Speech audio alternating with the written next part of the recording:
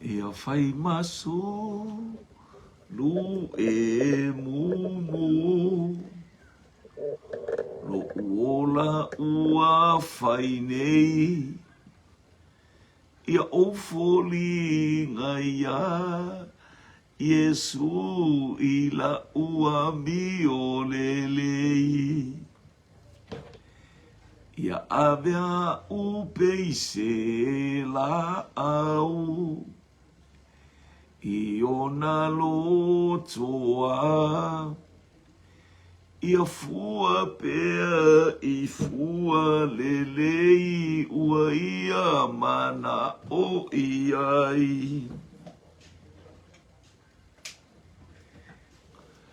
e tō ate le e vai vai ia oulangolango ai la ititi a u ae mawhai pe a o loto I ai. Hallelujah, hallelujah, hallelujah, hallelujah. Vi ia lava oilo mātou to mai nei vaenga o le afi afi mātou pepese mo mātou whaaleolo vi inga moni lava mātango fie la ua fionga mātou whanene elo suafa pa ia. Hallelujah. Mātou whapeane pa ia e mamalu e sili sili e se lava oe ia le tūlare taulanga afi lau whanau. Ia mātou wanga I mai lele ie ina ia whaatino ina le mātou pōka lama le mātou wala au ia ilo manubia ia ilo wanga le le ia ile pa ia lau fio. Mafuta mai oe le nei I tu waso taita I mātou I le au whasoa ma le au.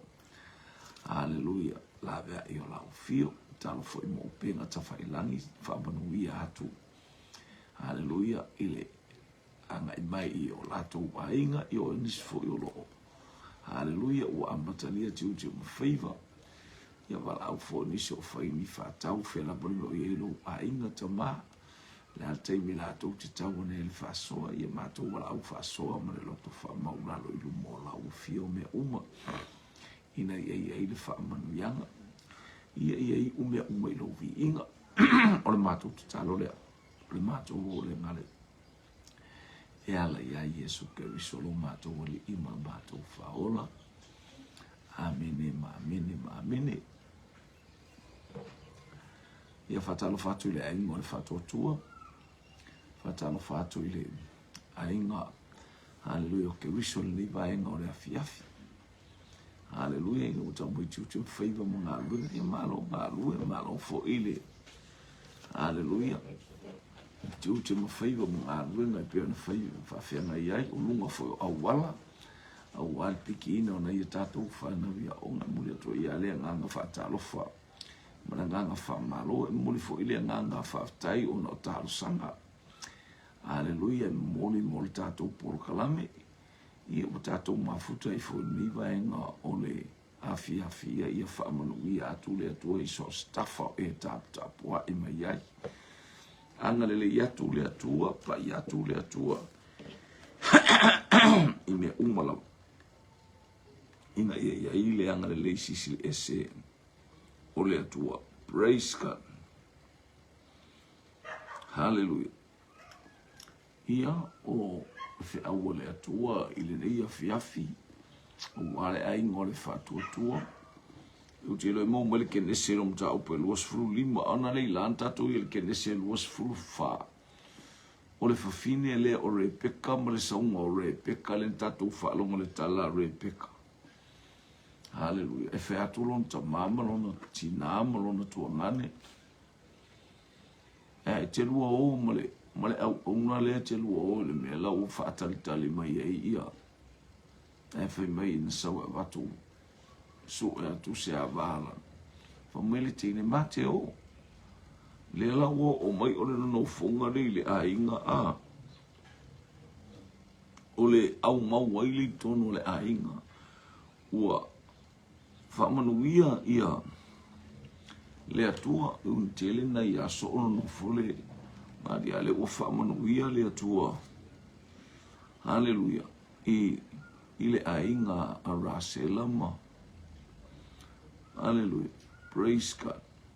Ma isa ako le ua wa ma ilo ma tuoso. Vi ia le atua tina na tato ia na leila. Hallelujah.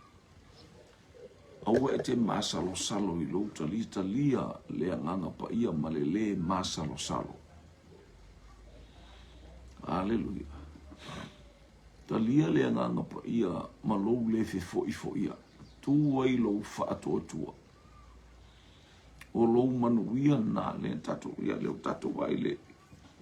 Lo fasina umina no folo ngari. Le ia isa la fa na. Ia le atu. Ale uti ila le mata upule ile foi upule. Hallelujah. Es formula iva ta uma foi upule luas fuono. Lenga falini yo isa ako le atali yo Abraham. Si tala no le to tala no atu ile mata uti o le atu ile fafine a ma polo kalame ale atu ile fafine na sau malona tali tono fafine le Rebecca o tinti suria o le tine patana rama Rebecca neno no foma isa ako.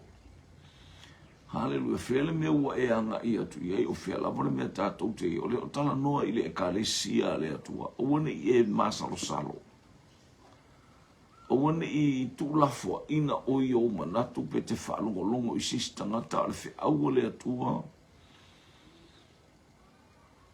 talia le nganga pa ia malele fe fo ia talia le nganga pa ia malele masalo salo se e wa ai fa manuyanga se e ofu I fa manuyanga se e inu ile lale leo le atua e fa ofu ai o ma fa matangu fia ai. Hallelujah me uma yala ile ta nau watu ile nganga pa ia vi ile li ole mata upule luas fuma le limo le tusia kenese le uti tau le uti tala noa tu ai ina wo le teimi fa manuia le atua ile tangata tali tonu malele fi fo ia I malele masalo salo I ile li o le ngafa fo ile ni o mata o lo su lima fa I pues fui vale wa mata no foi ton o le ngafa fo ile ni yo isa ako le atali yo Abraham na fa na we Abraham o isa ako sa fanga fulu o tau sanga o isa ako ina o fai mana ba Rebecca le afafine o Betuel o le suria mai patana rama o le tua fine foi o ia o la pana le suria ele no fa matala tu nei o le tin tu sem a faile nga fam fo nga fo a ingale e faisi ma walunga o le tamale o Isako le ana o na korima apel amo o le auso fa naule apel amo Isako ai fa naue na koril tama ingo ia Betuel e ngafala e panga le ia Betuel ma apel maleka mole Isako ai te iwa fa nau mai Betuel le tama ingo ia la pana male tini le Rebecca e la titira le uba enga ia lunga winga ngafala uwaenga le mai e panga le uwaenga mai ya kopo ma esa e mawalunga la sanga le il tamalo o Isako a se tu fa umoi sa fanga fulu o tau sanga o Isako ina o faila na va o Rebecca la fine o Betueli o le suria mai patana rama o le tua fine fo o ia o la pana le suria o fatonga tu Isako ia Yehova mo lana va awa ua pa o ia ua faafofonga fo I Yehova ia te ia ona tō ai lea o lana va Rebecca ia le o manuia le ainga o le ata o le ekalesia ua la whanau mai le ekalesia lea la whanau mai le ekalesia vi ia le atua praise God mai ua tola na ona whaafafonga mai le atua vai ta talo si tamaititi i le atua alofa mai. Alofa mai i lau tōlua. Vai lale mawhai ana e ta talo i le atua i lau tōlua. I whai upu ia whai sina umi. Na whai sina umi na no fulau vai ngai le mo se la tamare o mawar whanau a aisea tu i pia i le atua. Tu i pia i le atua.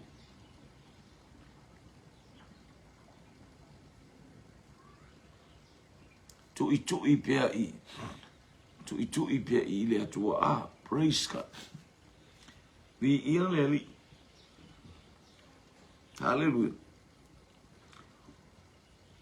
Tu e whafong mai whai prelu futasi. O whaatonga atu isa ako ia Iova. Mola nava. Awa ua pā o ia i e whafonga la le sa o pā le whawhine e le whanau. Aiva aira na o le fisiri na whawhena na manuia le tina. Ona o le whaatonga le tangata o le atua.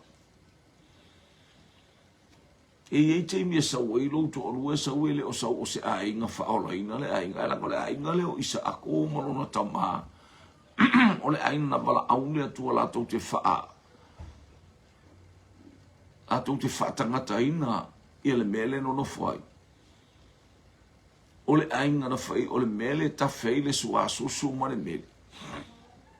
A ole taimi muli anga i mai ai pe afo i mai ainga mai ai kupito. Vi ia le li. O le fo ia tiro po le altei meo ai kupito o le altei meo o no ese au fea fo ile no ese lea e ta pena na fai ile atua ia apero amo e no fo lau fa na ile no ese ni ia le li o fatonga tu is ako ia Iova mola na ba wa pa o ia o fa fonga fo ia ova ia te ia ona to ai lea o la nava selemana ia a selemana ia sila fia ele atua la na polo kalame o lau fa na we manu ia ia tu no o le lalang le tala noa ia satala noa ia apero am ale le fo wato e vala au ia isa ako avele tamai fai ele taulanga a wate I apero am to tasile atali ia lufa mai ave fai ele taulanga mata upo e luas fulua tusia kenesi. Na ambea e apelo mo wala na fai maile atua. Hallelujah. Ole tama lea, ole fea ngainga lea. Hallelujah. Ma oe. Ole tama lea o sia ila mafea ngainga. Aile o sia la mafea ngainga ia isa maedi. Lea la oe iai apelo amo. Hallelujah. Praise God. Wamaliu apelo amo. Awa, iai fo ile wha manu yanga e pe o le taulanga na osia isa akwa e suia mai ele atua ile mamoe. Ia lea uanga ia atu isa akwa pe on tato ia na leila ina ualu le au maisi to olua o isa akwa masu e maiso na to olua. Ia lea ua mau. Ai sau fo ie pāle fini. Ai pe ina ufa ia atua na leila. Ma lea ua wha awau mai ele tato upolo kalame leanga o le tina lea e tuli atu. Ia manuia lau whaalongolongo I le winga o le tina whaatuatua. I le winga o le tina o le ata. Hallelujah o le ekalesia whaatuatua. Hallelujah anga I le au na anga I atu ia lona ainga. Ia na ia whai atu mate o ma le au le o le whaatali mailo uto o lua I o. Ia na o mai ma le talitonunga. Hallelujah lea. Le ua tōre whawhine. I lea tatalo ea o a mai oe. Hallelujah. O a mai oe. Tō anga e tatalo. Tātou tō anga e whisota I atu I le atua. Tātou tō anga tu ina atu na ia tātou whanau I lumo le atua. Tō atu lou tō alua, tō atu foi oe. Tō atu mea o whaingaru e ngai le whanau. Tō atu le mea o anga I atu ai a lunga o lātou tā vale. Ia le whamanu yanga tutusa. Ia le whamanu yanga ma le mata ngofie. Ewa aia pea e le mawai. Ia vi ia le atua. Se I lua sumalua. O feu wa I fu I tamai to tonu ia te ia. ona whaapea lea o ia, a whaie whaapea, se ale mea o whaapea. Ua alu foi o ia e fesili atu ia Iova, e se le mana ia a saule teinelea, e matuana le inloa se tangata e ta o Iova. Sauna te le iloa se tangata ia le atua. Ai whaalongo le mele ua, o tupu le mwhala vela veli fafine, o ia le ia le foi upu lea. Whaalongo mai, ua feu ta i foi ta mai to tonu ia te ia, le tano iasa. Ia Rebecca. Ona whaapele o ia a whaie whaapea. Se a le mea ua o whaapea. Ni ia le ali. La wana la ngona ua ia isina whaale tonu o lana o le ua iloa ua mai. A le mea ua tupu ua o ilona masina. Ia a le whainga tāna whanau le whawhine. Se i wa fonga fo ile tala al tuspai. Walu fo o ia fesili ia Iova. Se al me o fa pe ai. Walu fo i o ia fesili ia Iova. Ele masani le fine ale tato teilo. Ole o onga le tangata o isa ako. Hallelujah. Ole o onga isa ako ilona tolo, wailoa ilona tolo, tatalo wailoa ilona tolo, fafsota iatu le atua, Iova le atua le tamao lo tato o Yesu Keriso. Iova le atua o Abraham.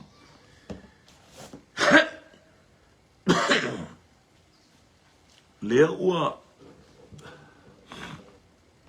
alu fine fesidi. Se le mana ia pea no fai atu o le talito nunga o le fafine i le anganga pai.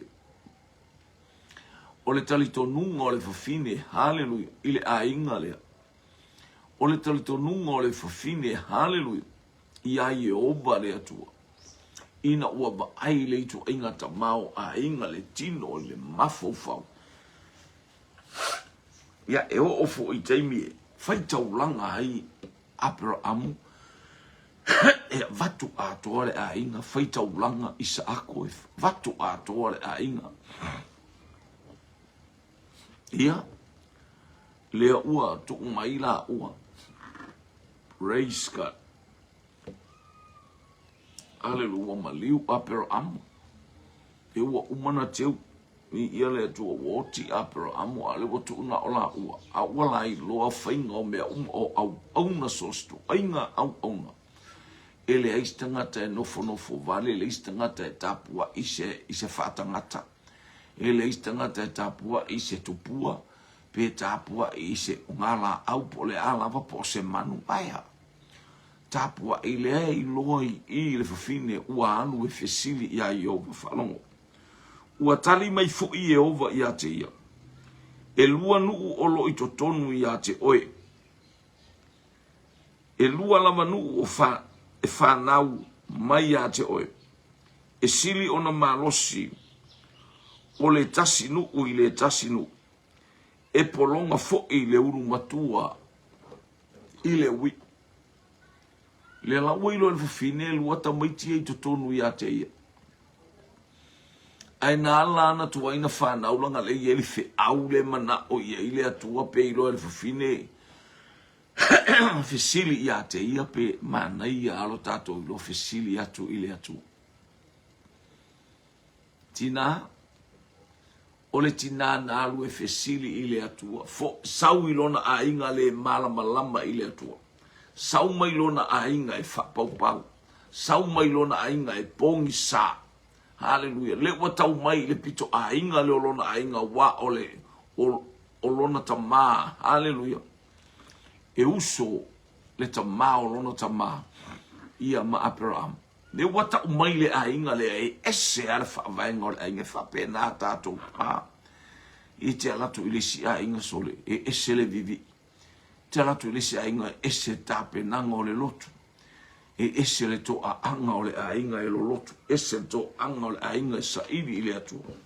Ioe, o le atua le o le langi ma le lo langi. E le o tāpua e ini atua whapau po ni atua ese a.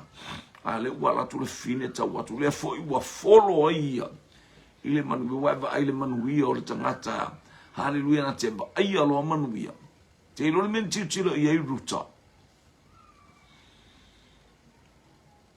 Na oa oelona to olua. Ei loa lea oa oelona to olua. Praise God. Ile taimi na oti ai le tama. O maalona. Waalu no sauni foi ia Naomi alu tala masani. Ai famaili te ini tate o.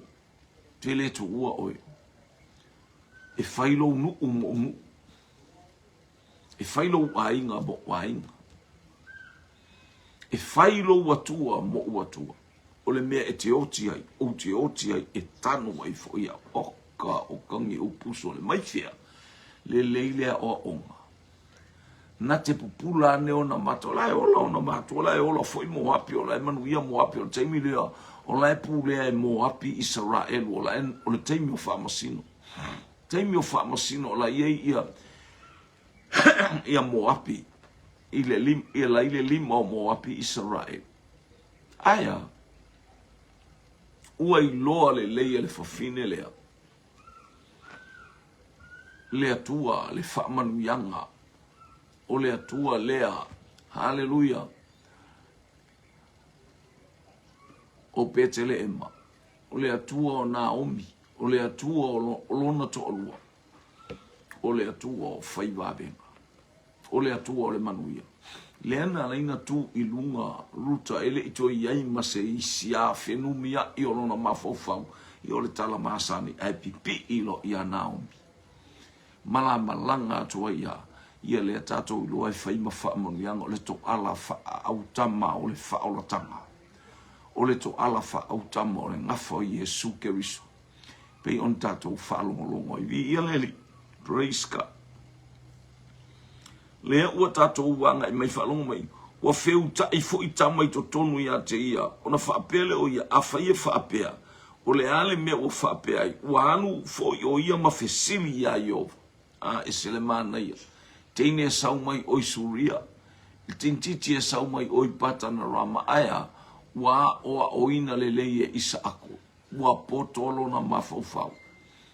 Wa faolaina lo na nganga. Wa fatua tua lo na olanga ili atua. Wa mai. Wa fia fia. Ina wa maua se fa manuyanga ia te ila. Wa pangalea. Wa matuati inga ina wa whainga tau. Lai fatali ili atua.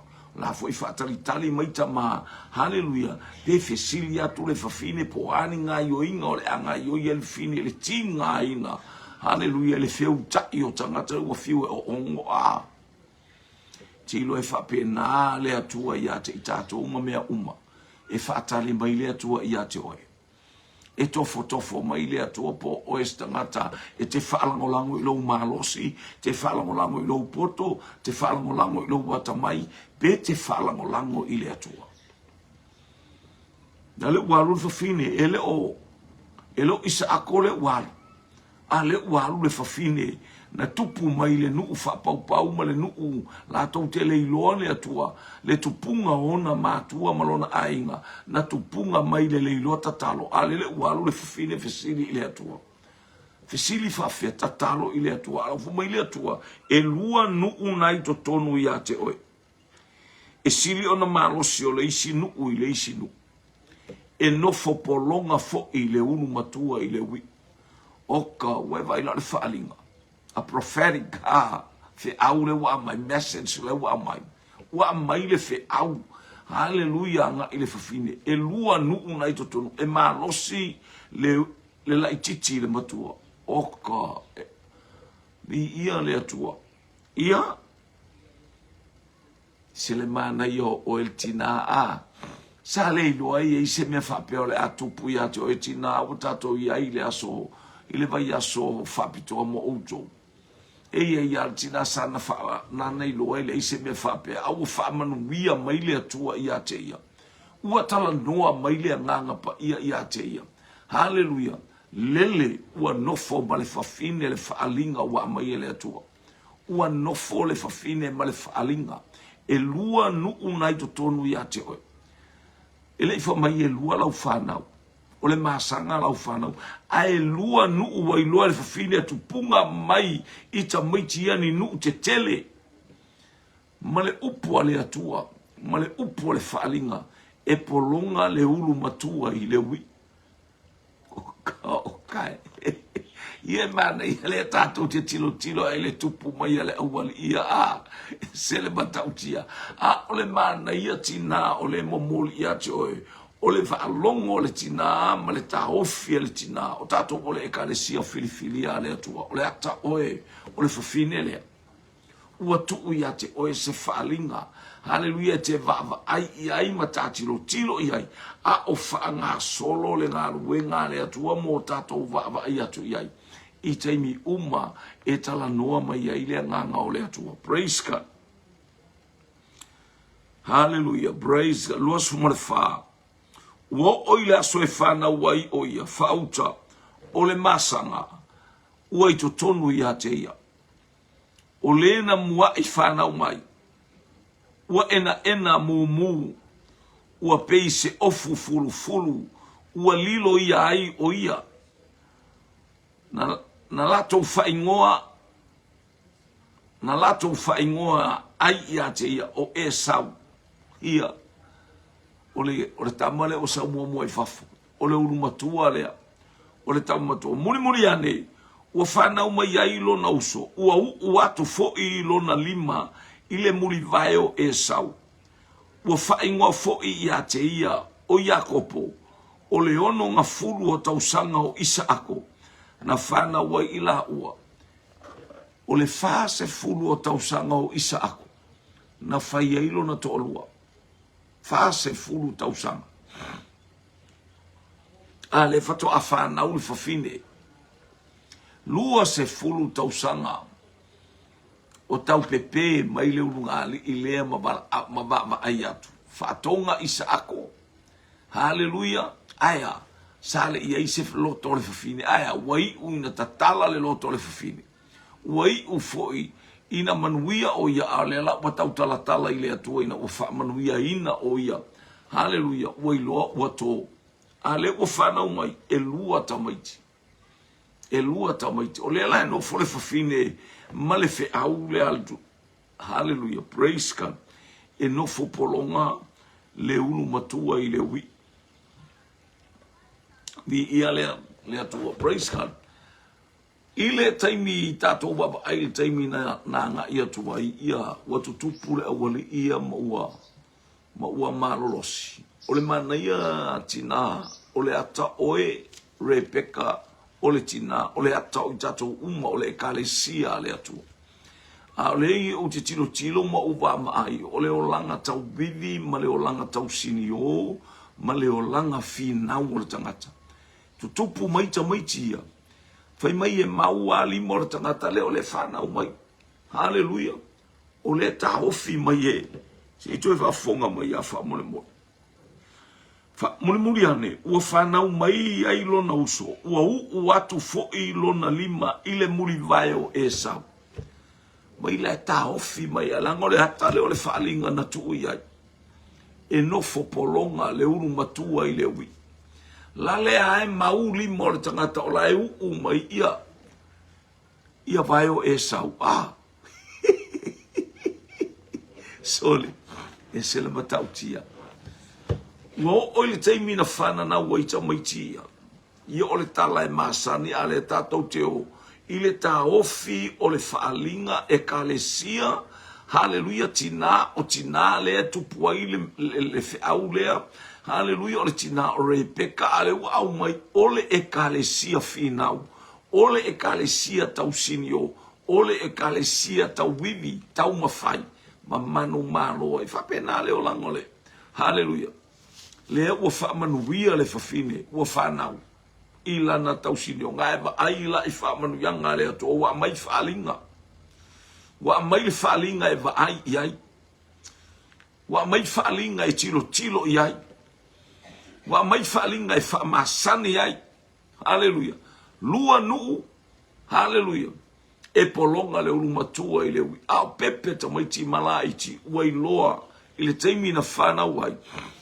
le tau wivinga le anga I mai tamaitia. Ni ia le ele ilo le tama. Ele ilo le tama. Le anga ele o le tama na fai ai. Ele o le tama na fai ai. Hallelujah. Na fai ai le atua. E lua nu unai tonu ia te oe. Aya o le tina. Ia la wa whana u mauti noa lama le tina. Hallelujah. I tu langa i eita mai tu tupu maola. Ia le o tato I loa tala e winga I le anga I atu. Hallelujah. Mono latu tupu ane. Hallelujah. Ole isi o le whaifa toanga. Hallelujah. Ole isi o whapena pe e ula vale lo na olanga. A ole isi I e whaifai mali e file mule o langa e anga malu. Li ia le tua. Yo tato ilo ele fo imayo isa ako sa ngalue po fel me sa alu ia ie. Hallelujah. E fo imai e sa. Wa vela supo ala utamale. Vela le mea ai. Le tato ilo le tala e winga ile ave e seina o le uru matua. E fe aule la ala tuai. O le mea na ilo ele fofine. O le mea na tilo I ele fofine. E no fopolonga le ulu matua I le wi. E fai atu I se mea ai, e fa mai. Au mai atea ulo utofia le ulu matua. Ia e whaatau atua I lau supo, lau combination supu lea. A mai lala, ia se, mai se me whaatau atua I. Oka e se tau wivinga a. Fa mai se la taoti. O le ataoti se mai se o uso. Au mai se, Hallelujah. Le fe au na tu le fine le wa mata ona ali mai. Hallelujah. Ele iano ia ile fana u mai o ta mai te ola pipi aya lele e pipi le limo le tangata le anga I vai ole. A le wa mata ona fai loi le tutupua e malola ola. Lele wa fatau le ulumatua le tofi o le ulumatua. Wa fatau le la titi. Ai fatau le supo. Na faila utala po ana nei en faila utala a faila mato ai mainu le mato po kalame. Hallelujah. Ato e fai mato sau ninga pe a fai te wasis me fo Elia I siste. Elia to e fai ni a mato mea ai. Hallelujah. Mato e kalesia. Wa mato wo o ya fasio le to ina fai mato mea ai o mai nei fai mato mea ai wa o loa. O le tele o tangata ia e o mai le lotu. O tangata e o maina o mea ai o lato wolanga. Hallelujah. A o whaintawa ai o ai sole. Eleni a ai an tangata e whaini mafau ani tangata e whaolaina. Tate vai atu a sau ma le ipu mea ai a. Hallelujah. Sole ta vai atu la pala la sifa o sole. Wale ele me te eti ele si mea ai. Alai. Wale ise me te eti ele si mea ai. Ala te tawa tu watu. Wape o. Wao ngala le ona le ilala na ua whaalongolongo ai a o mai le whiau ele isi whai whiau. Whapea mai, hallelujah. O le tō tele o tangata Filipi. Tō tele o ila atu oe o tāla I atu I Filipi. Ua atua I le manava. Mana ia le awa tole. Mana ia fuile awa te ua pipi I mai ailo o mafau. Le tala le atua I le manava. Ai sole. Ai mai tonu amato maftanga ia fai mafai whapea. O le ale to e whaia ni mea ai. Na al pau al mea matou te ai a whai o matou te ai o le whale o. O le tō ina whai matou mea tau ai na matou ma le tō ina man te akono lana e kalesia o kakao ma o I o lako ai. A o mai fo ina ina matou a male whai fia, male tai. Male tō ina e whai matou wi puti. Hallelujah. A o tangata umole e kalesia o I o lako whale. Oi a ai. I ia mana ia na. Ia le atua. Praise God. Ia le watato o mai fo ila le mat o le fo ila wote wato e mawa mai le mata o pule wa fa amautu wina ia ala ia tea. O wole to e fa yani mea ai. Hallelujah. Praise God. Aya. Tu walole lotu ia halu e mafau fau le upu le atua sa fa longo ia. Ai a wole to e fa le anga ina alu mafau fau I mea ai sole. Tava ai pe au mai nei. E abatu mea ai sole. E ai ai le mafofo o le tangata ia is tangata la ele i o mai. Ele i o mai. E ia is tangata la ele i o mai lunga le lao ai a. Whapena via le te mafofo whapesore. Ele lango le mea la e sau tuspa ia. Lango le mea la il tuspa ia. Hallelujah. O le tangata ia whaaletino o le aia. E atua i le manapa. Hallelujah. Ale ai fo oka. O tala o lea tala ma lea tala e alu e pau mea le aia se mea e whainanu file mua ia le lono whale. Talo whaile ulu matua a. Whataunu wina o le whaalinga na wa ai e Rebecca. E nofo polonga le ulu matua i le ui. Ia le ua avatu le ulu matua. Ia ave iana ma o e ka ulu makuanga. Ele se mena e tau tō, na whaile tau tō. Pa mai tala tangata o le alea o ngāle nei, whalonga le tala, o le ale nea o ngāle nei. Tofi atea, ai whamai tusia e peru. O se ua whatala le i mea pa ia le atua. Te tu e mai e le tusia e peru le wale ia. Ia le tala e winga i le whata wina o le tofi o e sau. Tangata whatala le i mea pa ia. Kapena i tātou tele o i tātou te whatala le. Hallelujah, i mea whaamanu yanga ua batu e le atua i ate oe. E te le ano i ai. E le mamafa i ate oe. Hallelujah, praise God. E le mamafa i ate oe. E le mamafa i ate oe. Hallelujah, mai. Mai whatala le i mea pa ia. Fia ni mea pa ia o e whatala lea, i fia ni mea wa e whalea o ngā ina, fia ni mea wa e tia ia o na o mea ai. Mana ia le malanga au na le nalu a mai Rebecca. Me tau li la le la bārta bālo na inu i lunga o le vai, vai akore kinkila a oki ka ngaka so le fia inu. Ai o atu le whale o tā pena le mea ai wa abe le whale o Petueli. Abe la pana mare peka lato falele le au au. Batu wa fulu ona mai fai mea uma e tu sai matu maanga fai atu lo malapana fai mea ai fai mea wa vai vai fa mai tala tangata malie lo fina ngalo malie lo loto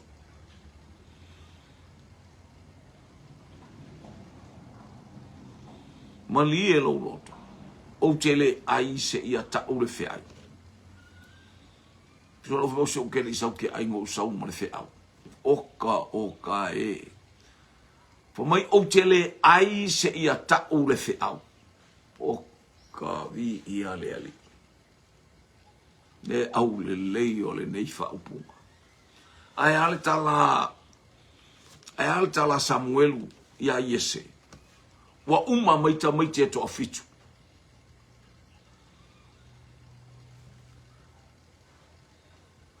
Malva ai atunga o Samuel wa pa o mai le laulau.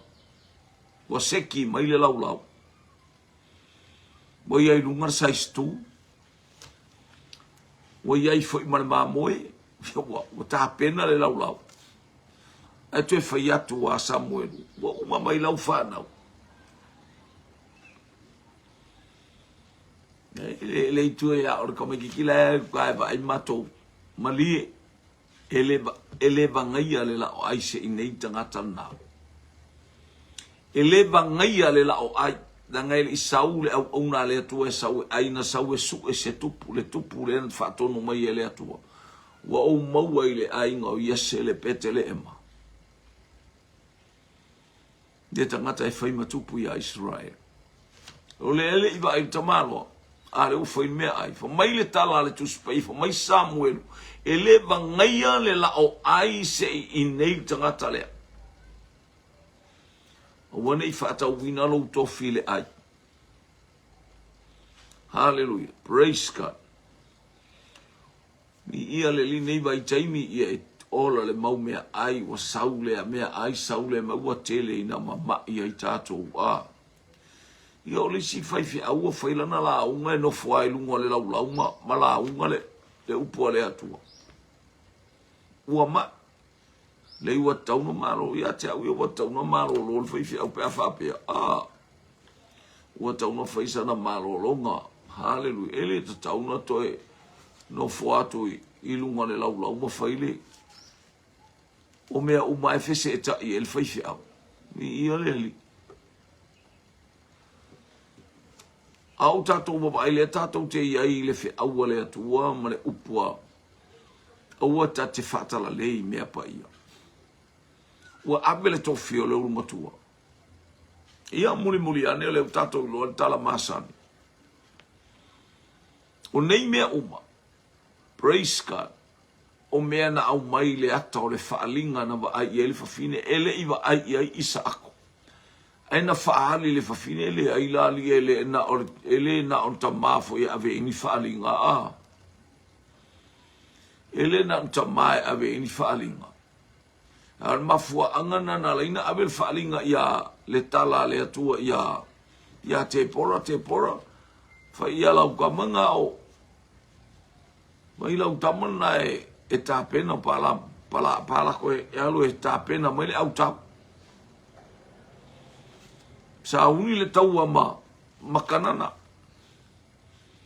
Si sera na ea ngai mai. E tāpena le taua ele ia beist. O le teimi o le whaamasino o te poro. Na whaatonu ai te poro.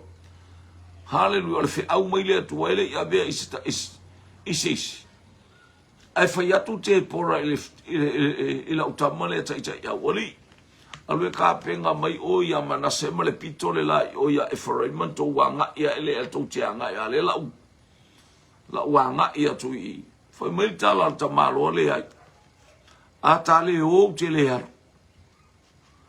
Whai mai a ta le o te le haru. Ea e ari o le kele I o mea whapea a tuli le fe au le au mai ona o le fe au e ave I le tina. Hallelujah. Ioi. O le fe au e ave I le tina. Ni ia le ali. Ele I se le fe au. Sau wasi sera malona malosi. Hallelujah. Aya. Ua sa vali atu te pora a ngai ane fo ila utama le marana au tau. Fa au mai le ato solo fanua si sera kanana e tuli mai. Au mai komo ile. Komo il kau fusi a. Tuli. E se le poto le fafini. Te I ane le tangata o atua ngoto uma kariota. Wa kariota ua mea e tau e nulea. Tana te ia ne au nana osoa e se adamano si se ra e sola. Le solanga le na luta wai e tutu I le fine le ulu alaku la aoki le sela. Alaku loa. Ta oto tapa I sina vai. Tau ma le fafine tu iai lunga ia mea tanu mai iai. Alalele. Na otia ina ila na ta oto na. Na ruatu ale fafine ma le fao le fale ie o ka se fao inga akele. Inga tutu I ai le u. Na oti ai lea. Sile mana I o le ola I le whaalinga.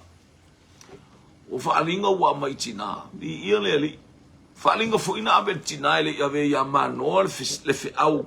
E winga I le whanau mai o. O le tamale o. Tamo Samason. Na abe le fine le whaalinga. Hallelujah. Praise God. I le tama o le awhana unga I e langa ina. Ia le to ilalo Israel uli lea taimi I Filistia. Tatu lia pea le ata o le kalesia whalongo I le whaalinga maola I le whaalinga. Ele popole I se mea. Tula email tulanga I le taimi na ave ese ile manuia maya esau. Le wa ave ese. Au whaatonu e lon tamai pe na masania le tāpena. Mai se mea ai ia. Ona whaamanuia atu le ia te ia. Ele oi loa le tamalo o le tangata le tataunu na ave le manuia. Aia. O le ola tau wibi, ola finau, ola tau sini, ola tau mawhai. Manu malo ai. E tusa male whaalinga na umai ele atu. E ui ai na musul ta mai titi e alu e whaatino le mele na whaatino ai le au mainga o le manuia. Ai le anga o le mele ai loa el tina so sta mai titi e iai le uru matua o le ata lea e ta tauna ia te ia le manuia. O mea ia o tu ia mang. Wa ia mau e lana tama le manuia. A le uru matua e ta tau fo ina nofo ia te ia. Haleluia le tofi o le uru matua. A o le fo ia sila le atua I mea umana ia whaatonu le whawhine e no polonga le uru matua I le ui. O mea umaia o le so solo mai lunga o le whaalinga na tau ia Rebeka. Le polonga e o ia Esau. Ia le atua. Selmana ia sa mo le mea le ola il whaalinga ma tātou wawa aipe o le upo le atua ma tātou whaalongolongo pe ile whetala I mai o le atua I le ataimi ma le ataimi tina o whaalinga mea na mai el tina I tonu o le ai o le whaalinga le mea na wala I le awalia aele I popole el tina e tele na ame tangata e whapea o le whaitama whapito e sau a ia Isaako ia Esau e whaitama whapito. Ia mana ia fo ila ngona. E leanga o leo tia muli a ulato ia ile upua le atua na whai le whawhine. Haleluia mare whawhine ma tahala. Na ia I loa le mea o le atupu ila na whanau. A e sawa wa aipe whape whea na ali ae matino mai li melea. Ka bena tato nofo vava I atu ile atua. Tato tilo atu I mea haleluia o whatontonu mai ile atua I ate I tato. E ala I le whaalinga o tātou savavali ai ma tātou vaai. Ina ia tupu maola le whaalinga wa au mai e le atua. Ina ia o tātou vaai po le ale whaongaina o le ale whaatonu folawina o le whaalinga wa au mai e le atua I lana e ka le sia e ao ona tupu maola. Ia le ali. Lea ua tula I mai tulanga ua ave esele unumatua. Lea foi ua whaoa le tofi o le manuia. Ni ia lea tua. Lea ua foi mai tama. Aya ua tangi a wewe. Ele o totoe e a se manuia. Pa uala le manuia ia te oe. Aleluia. Ai tautala mai tamalo. Ua auto fialo uso.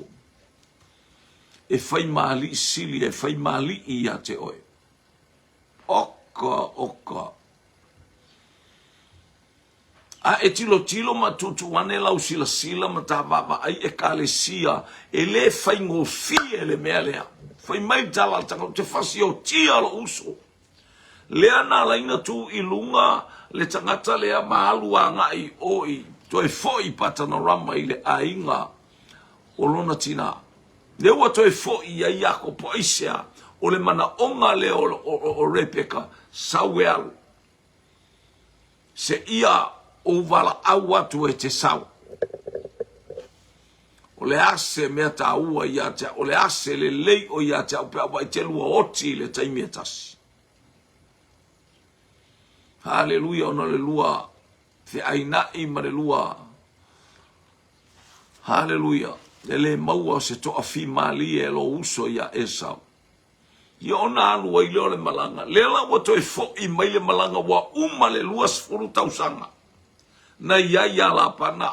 E u tato I lor tala le usau maona toa lua.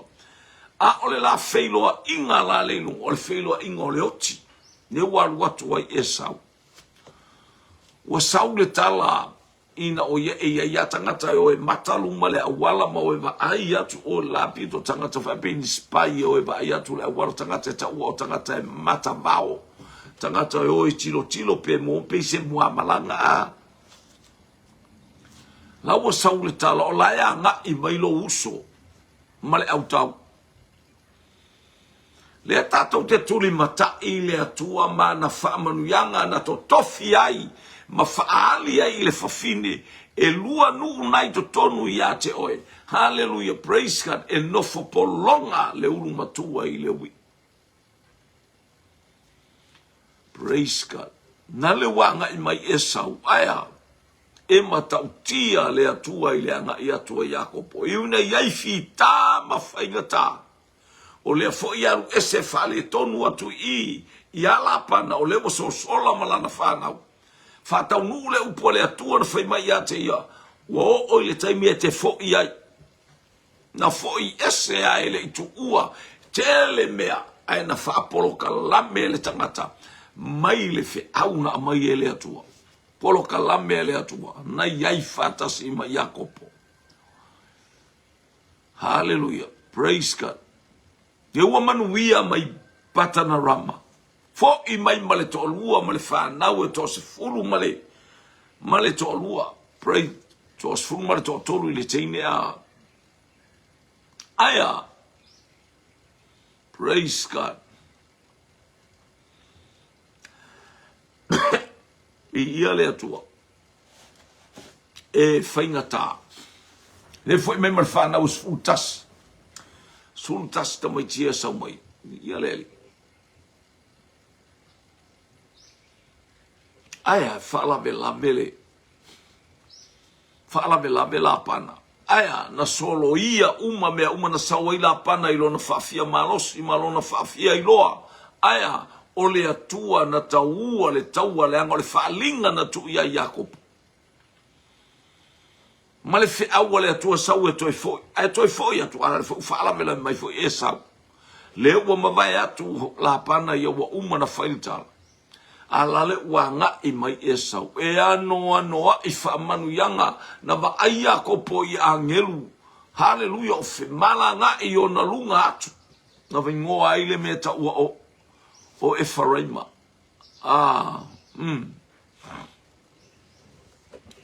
Maanaima na maua ile ingoa le ai o Maanaima o le au mai le langi se vai o fele me tatou te e tatou wo ile faalinga mai le atua o le faalinga le na tu ile fafine le ua fatau ina o mea tatou te iai mea tatou te ngā solo iai o afita o afainata e tutupu mai le ala o lo o iai le atua o le mana onga le o le atua e whaamasani tatou te ui mai le fatau ina o le faalinga tatou te ui mai fita ma fainata le wanga i mai le wanga i mai le tamaloa o Esau o le tangata la Esau malona ita o le tangata la Esau malona le fiafia o lona taunu o le Esau malona talitonunga uma oti lona uso o i o te taua atuai ia Iakopo le esesenga o maso si saula malona fafia ula ba lelea na ia fai ai mele anga ia te au abe ese le umatua abe ese le utofi o le manuia si o ngaponga la esa wele ko i se manguia ia ke ia nga o mea whasasalapa a o le atua o le manuia le ilunga ia Iakopo o le atua e o mea uma na tuu ile ainga lea ia Iakopo o mea uma wa whaamanuia isa ako ia Iakopo o lana tala ilo natali e ifo uma tama lo tina ilo uso e fai lo uso mali ia te oe aso uma e ola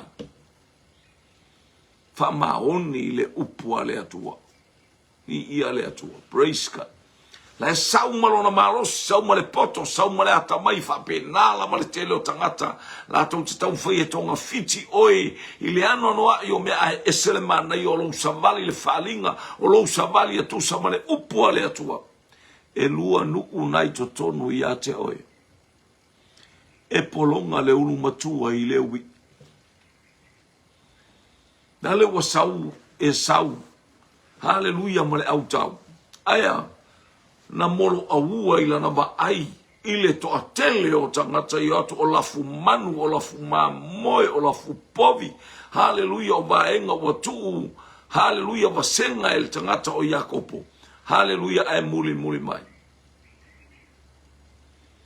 na ingo le atua mrefana wole atua tala ya Rebeka o le ekalesia tau vivi o le ekalesia finau o le ekalesia tau sinio hallelujah, praise God. Male ekalesia tau mafai. Ei uile manuia. Ni ia le to le al tau siniongo le ale tau ivinga o tau ivinga. E le fai ngofie. Ni ia le to au tatou iai le ala. Aor tatou, haleluia, tatou wha malo siai. Malo tatou iai, haleluia. Ilo tatou aleanga i fuama ngalo. Ile manuia o le atua. Wale ilo e sau po le aseme afai. Ma ai mai e sau, o le ata le tauna fai e ia le fai e Iakopo. O le e ifo atu le urumatua le, o le urumatua le langi. Te ilo le urumatua na sau mai le langi. Te ilo le ata li o le atua na ui mai le fale povi. Na ui mai le ala pito i sili o na maualalo. Le ana whaatino e Iakopo i le ala. Le ana whaatino e tusa ma le fe auna ame ilona tina o Rebeka. E polonga le urumatua. Wale ilo apo le alimela fai. Sau fatu ilunga lona uso o fea songi. Alena sau e fai le taua. Na sau e fasioti. Aya. O mea umai ai le atua i le ala. Hallelujah. Praise God. Fai mai salamo e iwa sultasi fai upu na e fitu. I o tala ma fai upu masani. Mano ni manu tanga awe langa mai. E le tai mai. E pa use to afe i o taftafa e te wa ai iai. Hallelujah. E matautia le atua. Ile sili ese male ofo fongia o le atua. Hallelujah. Lele wanga i atu ia. Tau fai mai. Tato wo. Ia utaita ia la wala. Ai whalongo le tala. Whalongo le tala tangata. Wha upenga ina ele anganga pa ia. Tangata e mafuta matau ia pa wale me le mafuta i e sauia. Na le mafuta le taua o onga wana au tau. Hallelujah, le taimi la te feto ai mai Iakopo. O le taua. Ai sau watua te lele mea na sau mai ia. Ma le mea wafaya e le atua. Mai le atua ia Iakopo a o ta oto i le ala na alua i alu i pata na rama. Na latua i leo Iakopo le tala masani wa mo Iakopo i le ala. Ai va ai Iakopo i angelua e mai fuifu.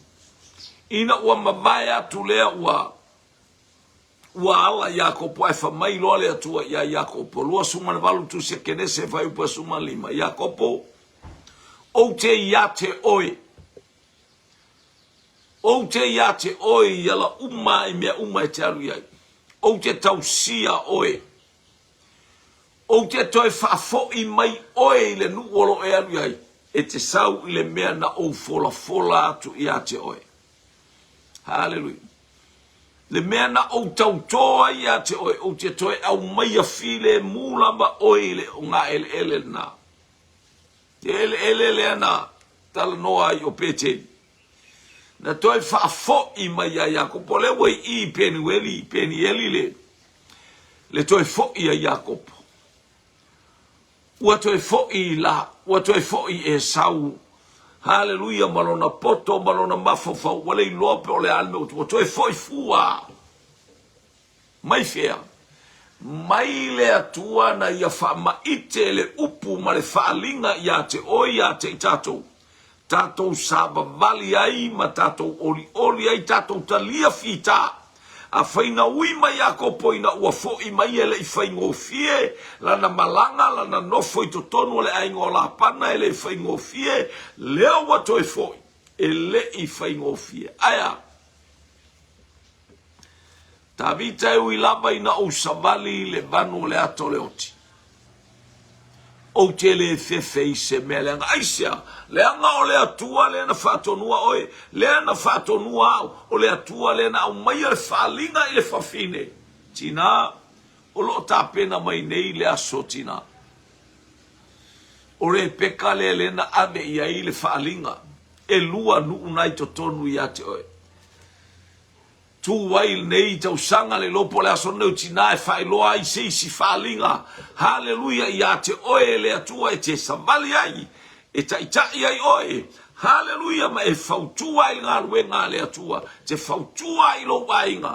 E tu sa ma se whaalinga e au mai e le atua. E le whaingo fie. ai e te tango ai whaatino i le mea la ua au mai e le atua. Wa mawai atu re, pika le ua ngai mai tamaiti ua matutua, ua ngai atu, praise God. O le tala la utuspa ia.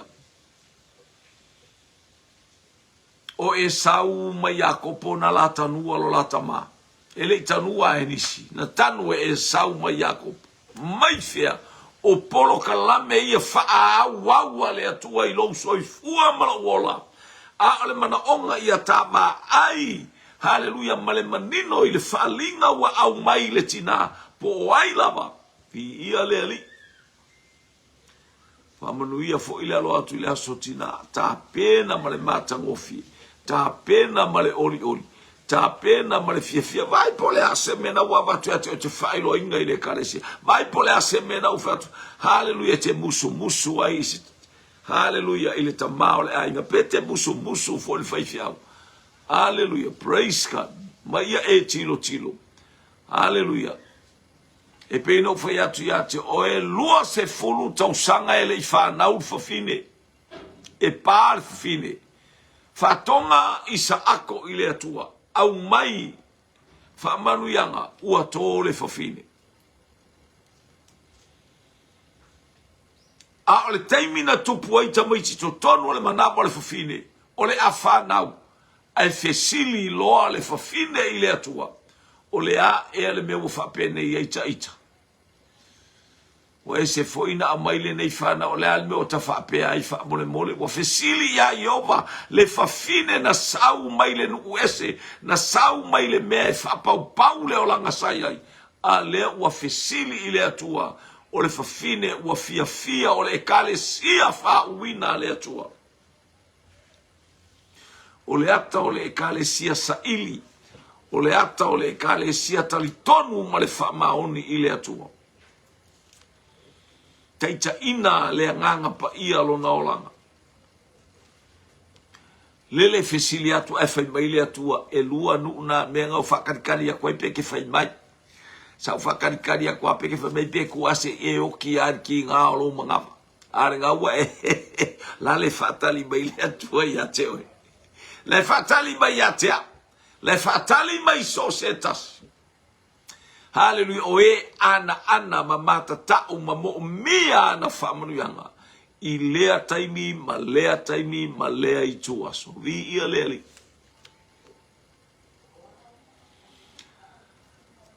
Hallelujah. Tau lau o le whamoe moe. Wa alu e sau. Aya. Ua alu Iakopo e tusa o le vala awina i totonu o le nuku e tafe ai le sua susu ma le meli. Wa ese le me alu e sau e whasanga tau mai ai. A olo o alu Iakopo e sa ili atu ili atua. E tusa ma le whaalinga na i atu uina i o lato utama Abrahamo Isaako. A walo na whatau uina. E whapenau tato iai. Hallelujah. Ia langa leo le tua awala atu mo le sautina. Se fe aule na. Pe fia ni whalinga o atu le tua mo oema awale atina e le kalesia. Ia le alme tu uai. Ala me te le tautala mai ai. Ala me te le whailo atu ai. Whailo ma le nganga wha maualalo. Awa ine te ue whai atu e whapea pa le whaifia. Oshi. Langa e te whai atu le vanaido le whaifia. A whai se mea e te alu e te le malamalama ai. Ia wane i whelanga tele na o tangata ali. Tele na o tangata o tina afo. E lolo sina mea oso loa. E oso atu whanwhaifi au wha maile, mele na maile a nganga, mele matou fonta talo. E tauna ole e kalesia. E vea koe le aima se me oilo ele whaifi au. Waisia, ele ita ua mai ele, ar whaifi au or tangata whale a nganga. E tatalo mo le kalesia, le ua watu ia o ele whaalinga ele a mo ele whaifi au. Le ia watu fo ele whaifi. E ke alu i o ele awa confirm ele whaifi au. Sa ole le. Le mea le na watu. Te watu lai tari tonu i ele whaifi au. O le mea fo inanta u ele atua ele whaifi au. Ai ala tu lai le ita ua ele aise fisota inga whapea. Au e te whaia se mea. Hallelujah. Sasai o ele whaifi au. Tuli ai o ele whaifi au. Ma ave ese ele whaifi. Ma aua tātou te oso vale. Aua te ai tele le meli. Nei te iwa e puai. Whamanuia lea tua ia te oe, ile ne ia fiafi. Anga leile atua, mana vatu lea tua ia na whamanuianga. Taulanga fiafi. Hallelujah. Ia lea tua ele na ora tamae vatu ia le whalinga. Vatu fo le whalinga ia. Pero feta mai o tau watali i mau tau wa. Li lingi mai lea nganga pa ia. Pero feta to tau watali i ma fafine. Ora utantonunga na maratantonu. Ele na o. Ele na alfaifi au e vatu ia ele. E a vatu fo ia te oe le tina. Peo na ave ia Rebecca. Hallelujah. E whape na o na whamanuia le atua ia te oe. Ta maa whamanuia lo ainga le neiva e ngā o le a fiafi. Ma na vatu oe au whamanuianga. Ke riso Iesu o oe lava e ana le polo kalame. O oe lava na e ui maiti ngā mawhainga tā o oe o le tangata o le whalinga e whanau le tama na te tui mo mamo le ulua le ngata ua leva. Hallelujah, ona sa ili mai le taimi e iloa i le tama. Pa ngā lea, hallelujah, fi tā mawhainga tā na e whataunuina. Hallelujah, i lou sta. Na whataunuina, hallelujah, i le manatele o le whatasi mai o le nganga.